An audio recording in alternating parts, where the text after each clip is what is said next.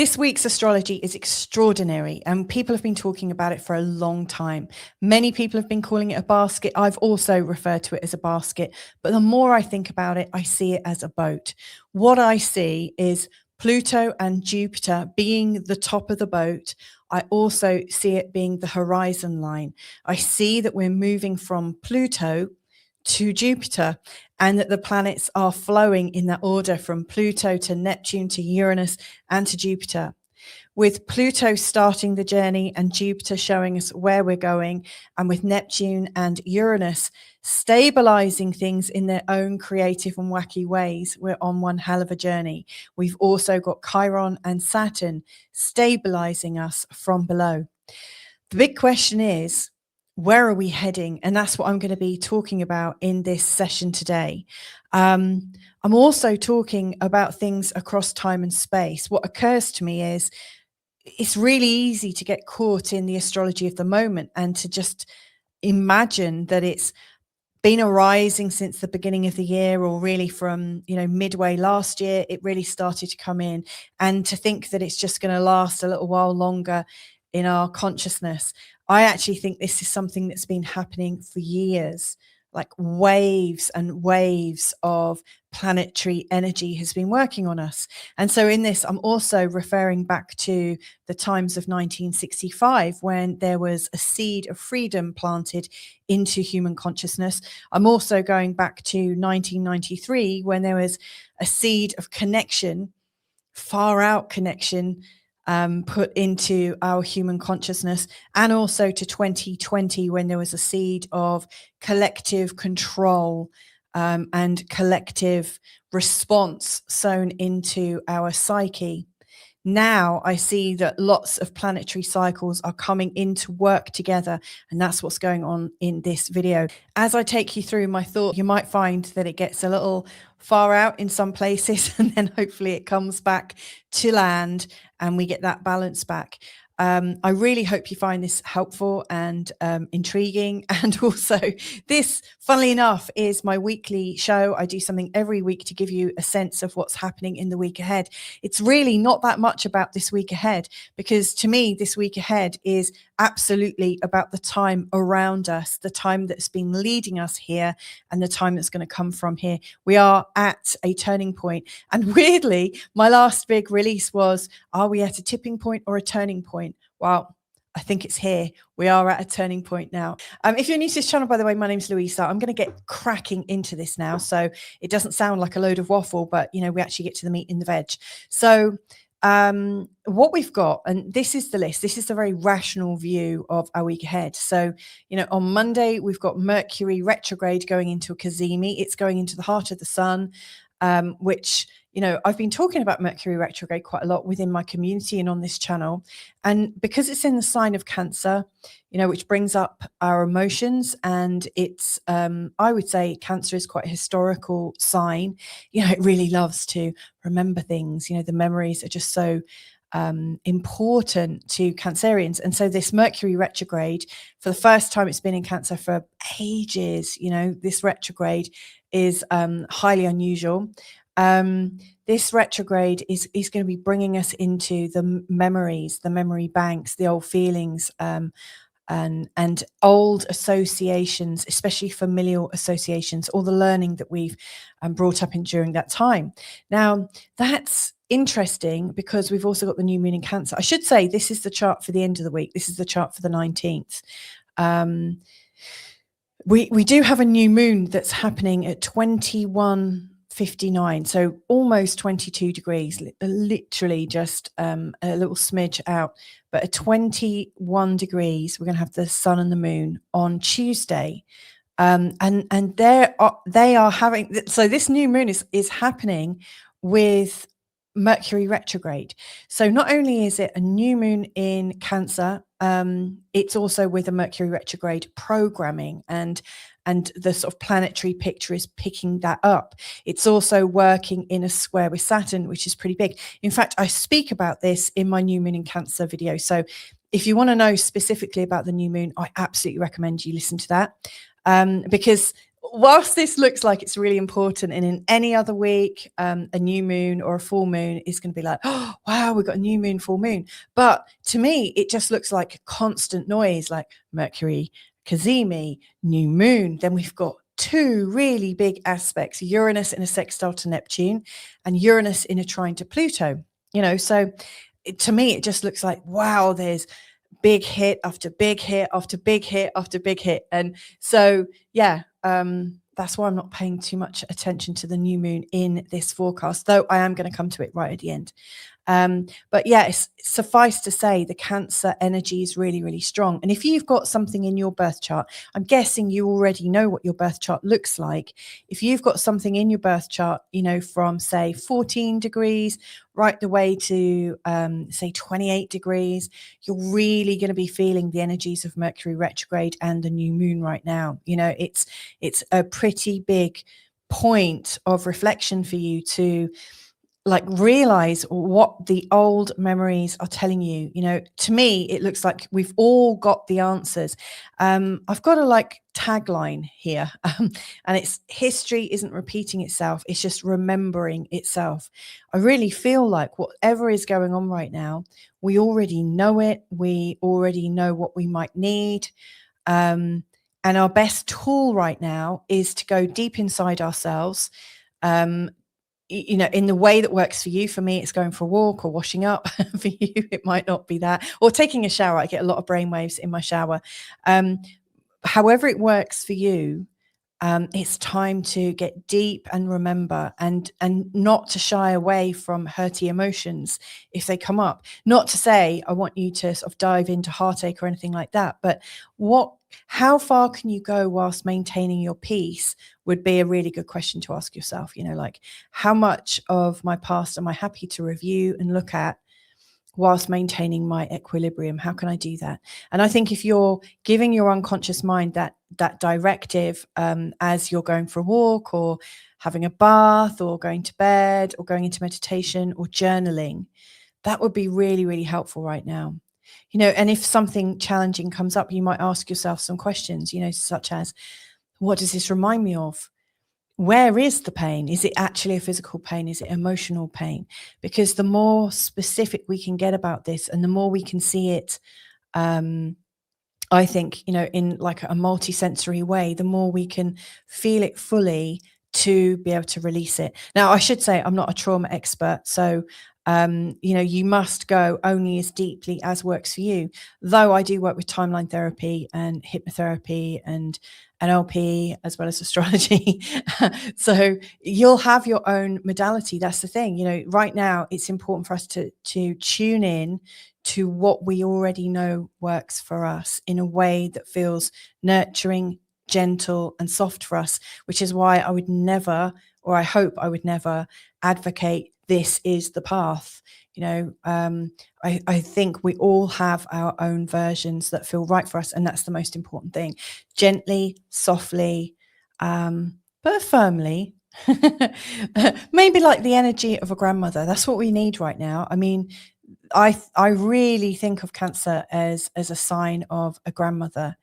Even though Cancer is one of the younger signs, the first 4 signs, she's the first water sign.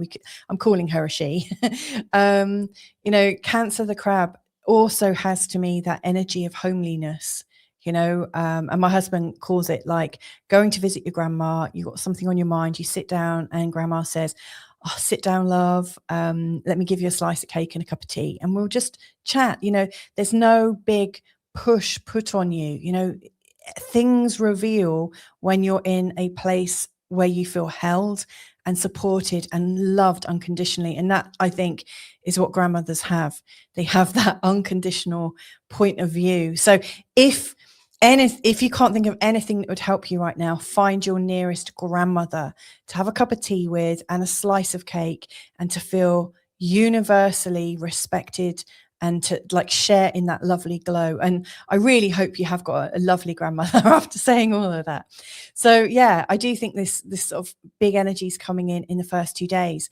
Now, it might look like I've skipped over Venus and in a square to Uranus. I think this is interesting because Venus is always showing us what we value.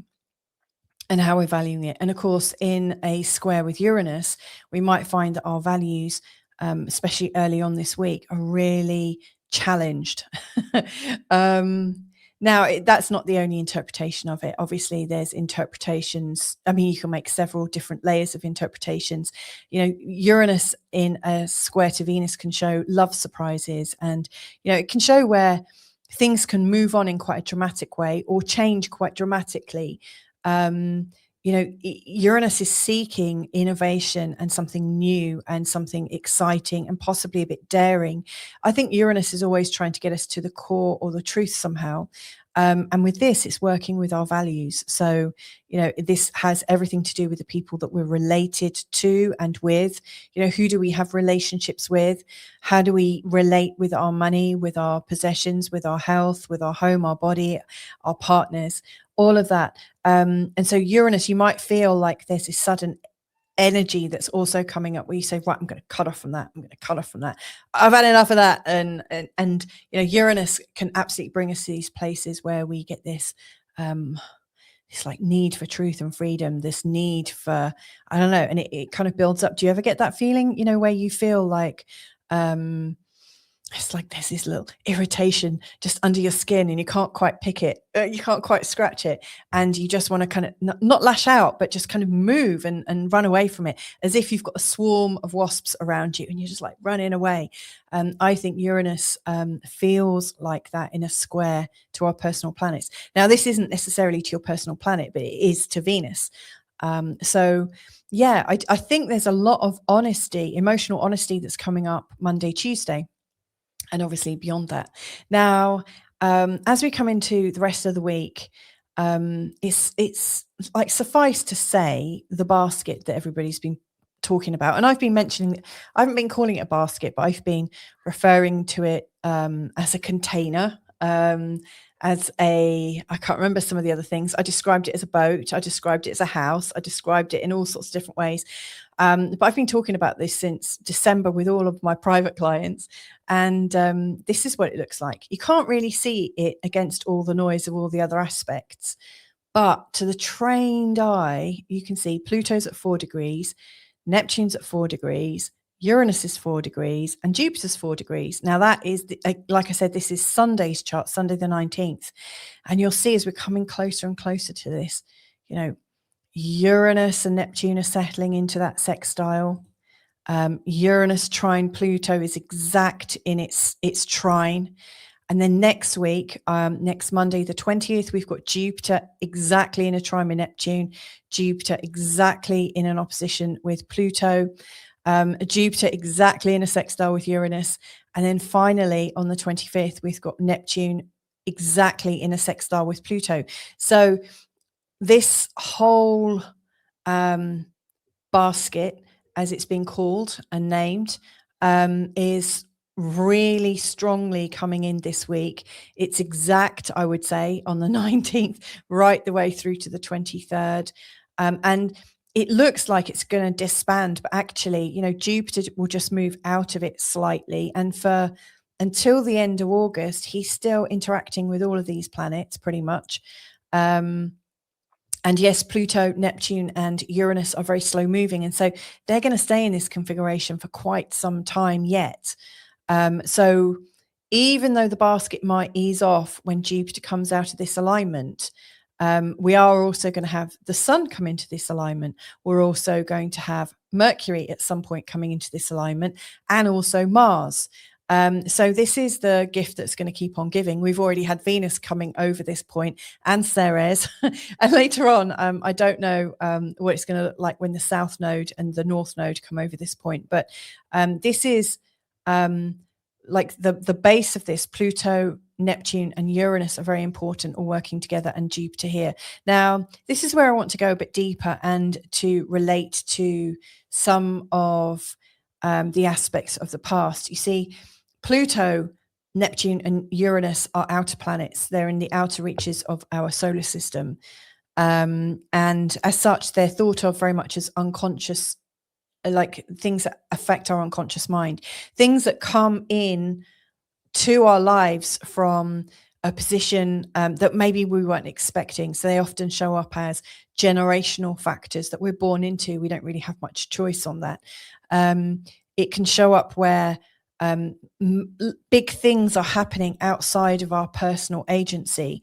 And they're really showing where there are very difficult emotions for us to manage and understand. Now, with Jupiter, I see him as a bridging planet. He's taking all this unconscious energy, in particular about control, surrender, transformation, dissolving situations, being unconditionally loving, our spirituality, but also facing, these guys really face a lot of darkness as well. And Uranus, our need for change and to really cut away at reality, really comes in with Uranus. And so these are quite uncomfortable planets. Now, you might have these heavily featured in your birth chart, in which case you might be already working with these quite well. However, not everyone does. Not everyone gets a really strong understanding of them. And right now, it's like the world is really bringing up so many different conflicting views, very loud voices, a lot of noise, a lot of weather noise, a lot of politics noise. It's all really, really distracting. And when you think about yourself, maybe in the middle of this chart with all this stuff going on, it's really hard to focus and understand what's happening. But these energies are coming into, I guess, a series of channels, where they're stronger together or they're creating more together.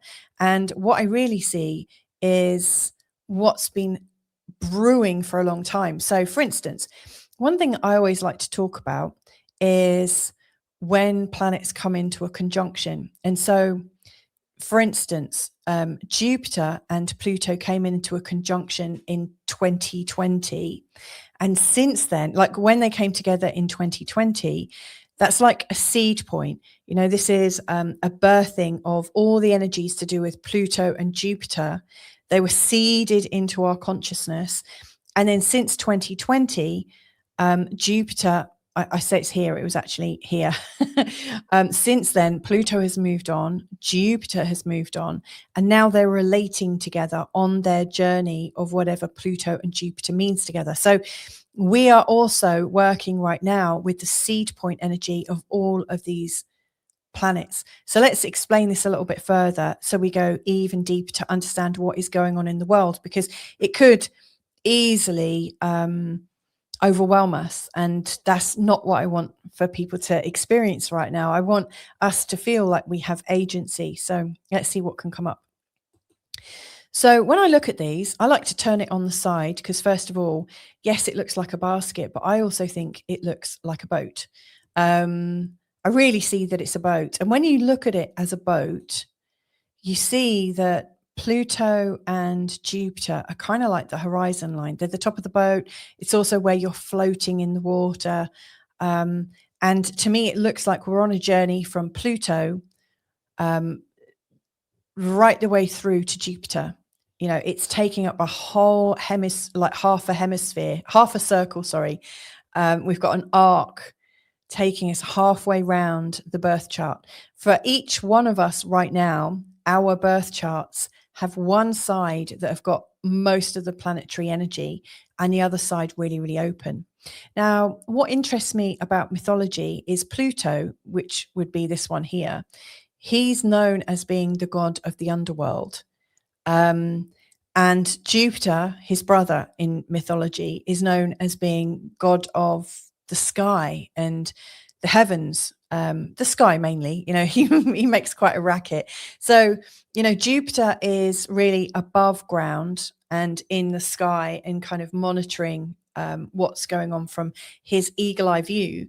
And then Pluto is very much under the ground, facing all the darkness and all the different things that go on in this darkness. And in between that, we've got Neptune. We've also got Saturn around about here. We've also got Chiron.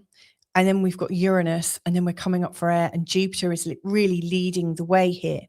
And so in many ways, when you see the circle cut into a half, we've got and dare I say, we've got our dark half or our unconscious half, the half that is underneath the horizon line. And then we've got our visionary half, which Jupiter is leading, and as yet is empty. It's an empty space. It's that place where we might decide what we're going to create in our life.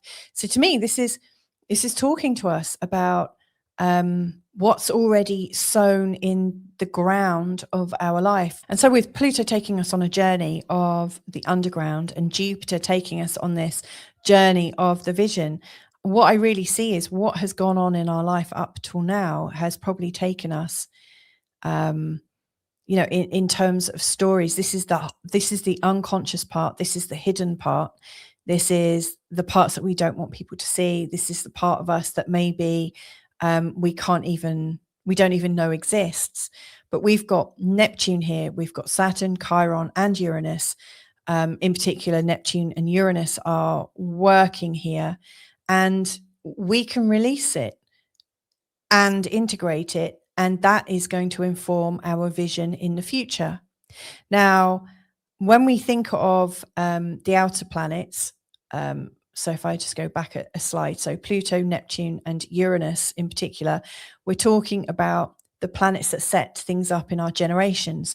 And when they come together in different ways, we get different sets of energies that arise. So I just want to bring into mind some of these that we can talk about that have happened in our history. I really like this boat because you really get to see the horizon line here. So in 1965, for instance, if you were born in 1965 or 1966, or if you've got a parent born in those times, or your partner's born in those times, you might have a child born in those times, then they will have been born, or you will have been born with a Pluto and Uranus signature. And that particular signature was sown at 17, I think, to 19 degrees in the sign of Virgo. It happened a few times between 65 and 66 when they were exact. But if you're born, even if you're born in 1964 and 67, you'll still be really carrying this seed point because they were coming closer and closer and closer together. Now, Pluto is our need to control things, and Uranus is our need to break things down. It's a really interesting one because actually people who are born in this time frame also had Saturn and Chiron in a conjunction, almost in opposition. So that also adds an extra energy there. But any kind of pressure and control is dealt with and met with a need for freedom. And so what I found, because I'm actually married to one of these people, that there's this pattern, and I've observed this in lots of people, by the way. I'm not just like pinning this all on my husband, but I've observed that people run away or look for freedom, like make big changes to find freedom so that they regain their control. So from creating chaos, they can come back into control. It's like they have to be responsible for creating their own sense of freedom. Lots of other people will just hold on to things exactly as they are and not challenge that. Whereas these guys have got absolutely this need to do it their own way. And it's like the only way they know how to do it is to kind of not erase the past, but create a definite shift. So it's a really, really strong energy. And of course, this has sown an energy into our consciousness. And so around the time of, these guys coming into a conjunction, we had a whole series of different things occurring. And so, some of those things included like civil rights movements, feminism, the space race, questioning authority at a much deeper level. There was a lot of really disruptive things happening around that time. So what has been sown into a generation of people was also observed in the environment that we were all living in, so that sort of disruption and a need to break free of controls, to create your own set of controls and to feel safe and protected in your own way. Pluto can bring up a lot of fears. And so it can bring up a lot of really irrational fears as well, and very fears that you have to break free of. And so I think that's really what we can see here. Now, if you know people born in 1993 specifically, they had Neptune and Uranus in a conjunction at 19 degrees in the sign of Capricorn. So just here. Now, this occurred a few times in 1993. And of course, if you know people born like a year and a bit before then, a little bit after, they will absolutely hold this pattern of Neptune and Uranus in the sign of Capricorn, working quite closely together in a conjunction. Now, what has that brought in? So Neptune, can bring in union. That's one of the things that I really see with Neptune. It can bring in this like spirituality and potential for unconditional love and unconditional healing, but it also creates this like connection with everyone. It's not structured. It's not, you're like Neptune is absolutely, it dissolves boundaries everywhere. And of course, Uranus, I think of as the like almost like the god of consciousness, the birth of the internet and what has come as a subsequently, which has involved things like social media. But you could also say globalism and things like that. So the early 90s and 1993 has brought in this really, really strong energy. And of course, the birth of the internet has really transformed our landscape and has informed us ever since. Now, in 2020, we had a series of important conjunctions. In truth, Saturn, Pluto, and Jupiter were all working together pretty much the whole year. They were all really coming in. And I remember having conversations with another astrologer just the Christmas before in 2019. But I'd already been asking the questions with other friends and stuff, seeing that Pluto and Saturn and Jupiter are all coming together in Capricorn was a little bit of a concern, because Capricorn's quite formal and really likes globalism, really loves all these corporate structures, very, very corporate, and seeing Pluto that loves power and Saturn that loves authority, and then Jupiter that loves to expand things. It's like, wow, what's going on? Something huge is going to come in and really transform the landscape here. And so we had the Saturn and Pluto conjunction at 22 degrees in January. We had Jupiter and Pluto at 24 degrees in Capricorn. That was in April of 2020. Like, these are just either side of all of the big announcements about the pandemic. So the pandemic narrative, what I do know about it from my direct experience is that all of that narrative information was transferred to us and rolled out really, really quickly in between January and April. That story really came out. And then by the time we got to the end of 2020, Jupiter and Saturn came together. These are called great conjunctions, and they have a 60-year cycle. Now, that's interesting because we are 60 years since Pluto and Uranus made their conjunction. So there's another kind of pattern coming in, but they came together at 0 Aquarius. And of course, later Pluto, Saturn came across this. We also had Pluto coming across this. Like Aquarius, where Pluto is holding fort at the moment, seems quite important. There's some really big turning points coming through the Aquarian energy. And of course, later this month, we've also got the North Node coming into Aquarius too. So you can see all these positions. And what interests me as well is that right now we've got Mercury retrograde at the opposition point of these and in a sextile to the Pluto and Uranus conjunction. And we've also got a new moon at almost 22 degrees. And of course, that's where Saturn and Pluto first had their conjunction. Now, you might be asking, why am I talking about this? Well, what I see right now is it's all hands on deck. So to understand this Pluto, Neptune, Uranus and Jupiter story, we need to work with all of the generations.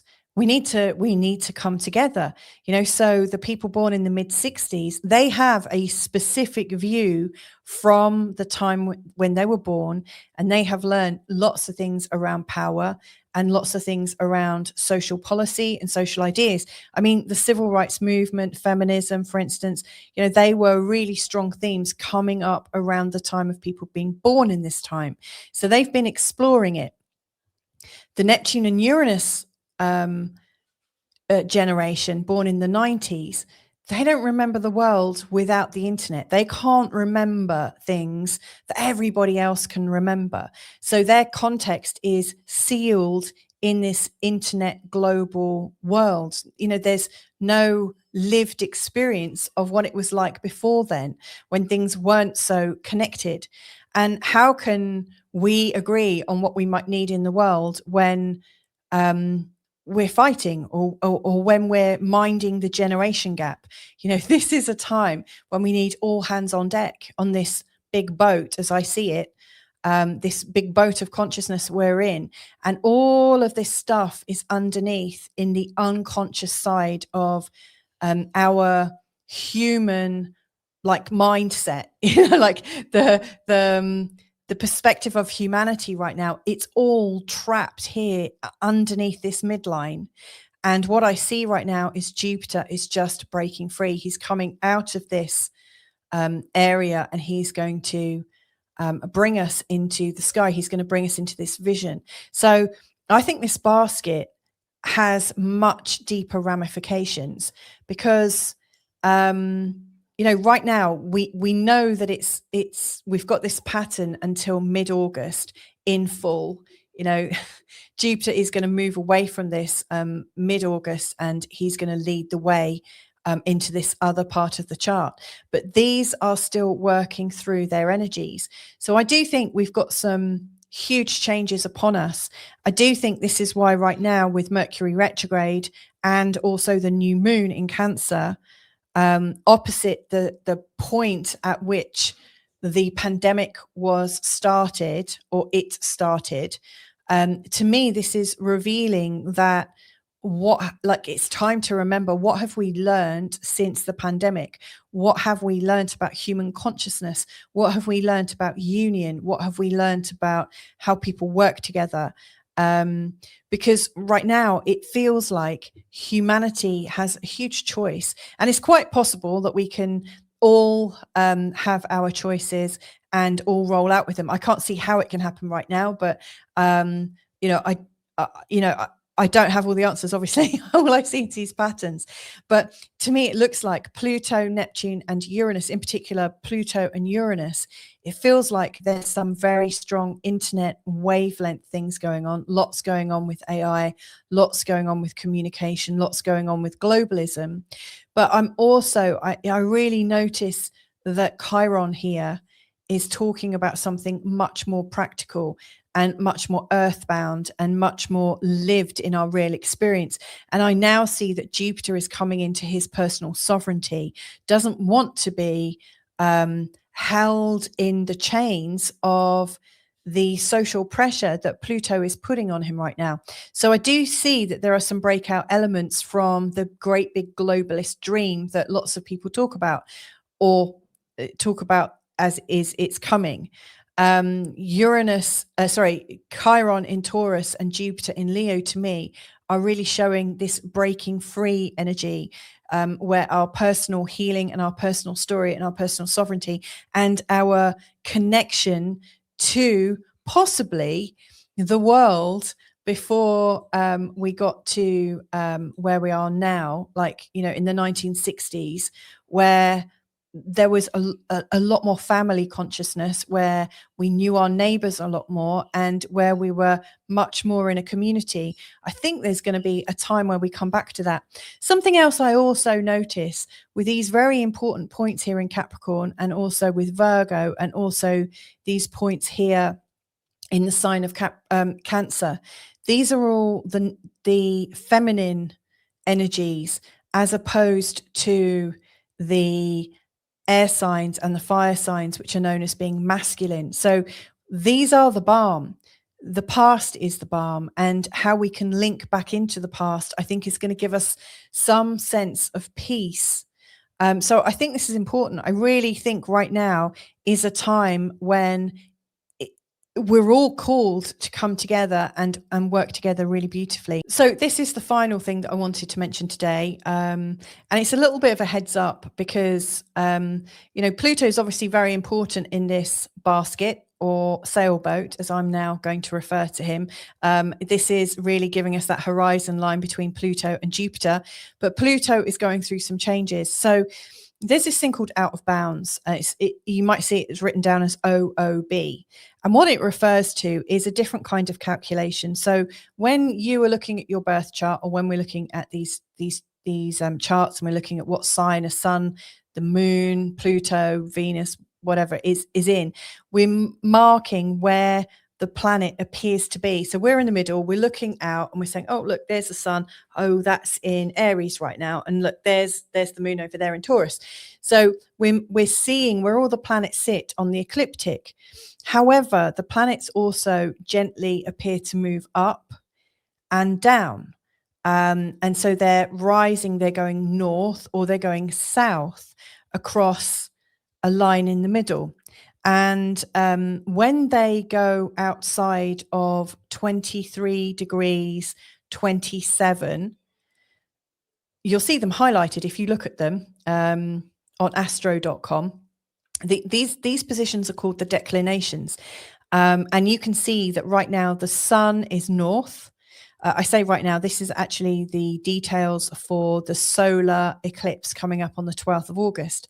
So on the 12th of August, you can see the sun's going to be north, the moon's going to be north, Mercury's 19 degrees north. You'll also see Mars is 2341. That's above the figure of outer bounds, which is 23 degrees 27. And so Mars is 2327 north. You'll also see that Pluto is 23 degrees 26, 27. Maybe I got that wrong. Maybe it's a little bit just below that. But Pluto is also out of bounds and he is south. So he's right down. Now, when a planet is out of bounds, it's seen as being out of the sun's reach. The sun has a pretty steady motion. And when a planet goes really up high or really, really low, it's almost like the sun doesn't have any natural authority. If you think of all the planets as being kids in a classroom, the sun is the teacher. And the kids at the back of the class, they're the ones that are out of bounds, whether they're north or south. Now, let's link this back into what we're talking about. So these are the dates when Pluto is going out of bounds in a southerly direction. So it's starting up on the 12th of August. Interesting day. That's the day of the solar eclipse, hence why I've put in this particular chart. But he's going to be out of bounds on August the 12th until December the 11th. And then pretty much around summer and really from, summer to the winter solstice or, around winter time over the next 9 years. So this is actually, it's 10 years.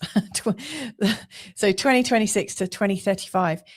There's going to be 10 different times when Pluto goes out of bounds. Now, you might be asking, well, what does that mean and why is it important? Well, Pluto has been within the bounds of the sun, has been controlled by the sun for over 70 years.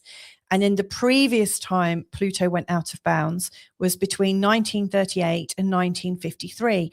And during that time, Pluto got as far north as 24 degrees 07. Now, Pluto did that between those years, 38 to 1953. And what we saw during that time was a lot of power rises, a lot of concentrated power. So we had World War II, the rise of fascism, Holocaust. I'm reading this off a list now. Hiroshima, United Nations, the start of the World Bank, the partition of India, the division of Germany, the division of Korea. So it was a time when it looked like power was really consolidating itself. There was this sort of conquest, this empire, this authoritarian sort of domination.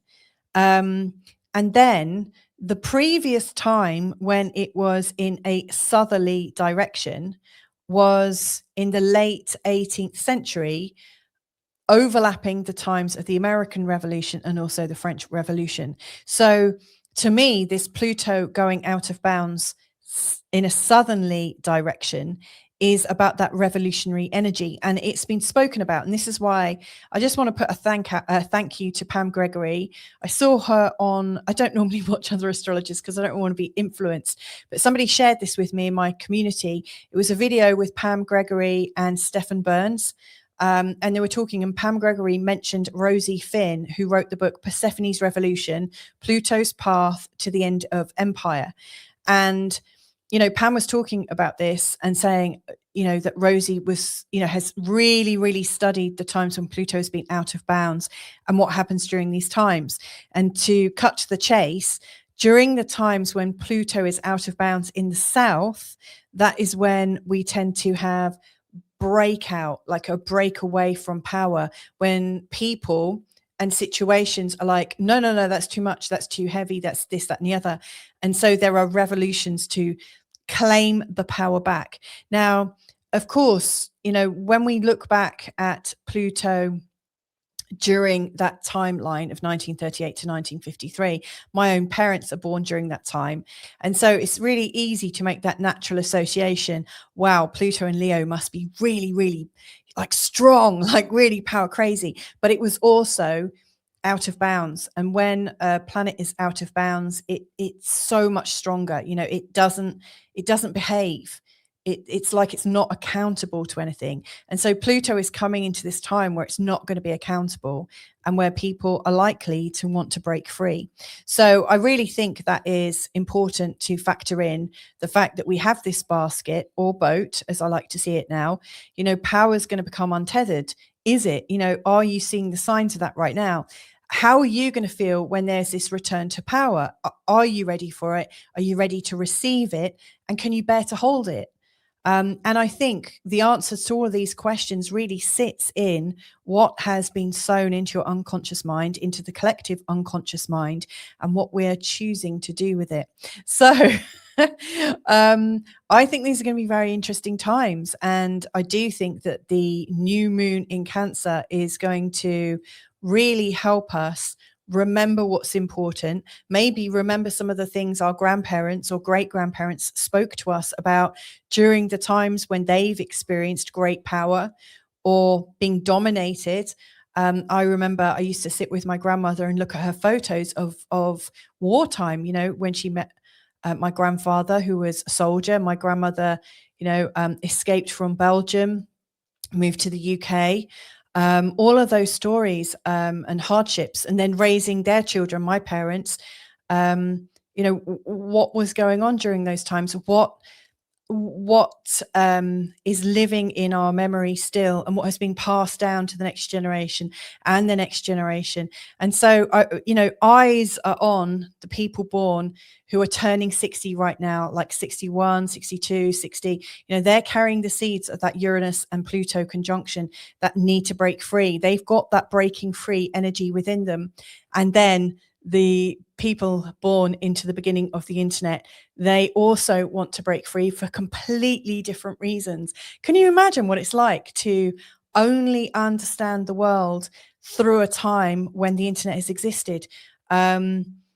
It's almost like a distant dream to me, what life was like before the internet came in. It was a real game changer. So that's what I've got for you for this week. So yes, it is a week ahead and there's lots of things going on, but the real message is, what part are you going to be playing in this, and how can you be at peace with all this change going on? So stay tuned for more. If you want to know about the new moon, go there. That's going to follow up after this, but have a beautiful week ahead and catch up with you real soon. Lots of love. Bye for now.